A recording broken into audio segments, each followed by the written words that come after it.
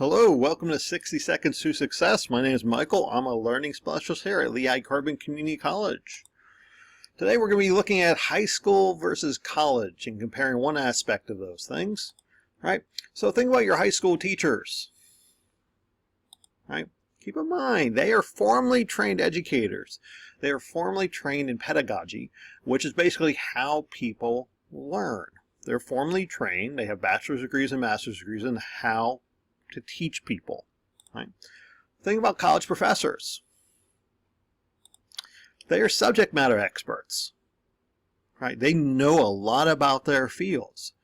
While some of them are really good teachers and have some good training in pedagogy, they're not necessarily formally trained, as formally trained as your high school teachers were, right?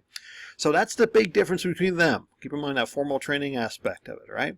So that means learning mastery is more on you. It's more personal. You get to decide where you could go with your education, how you choose to learn things, right? And remember, you can do this. See you later, folks.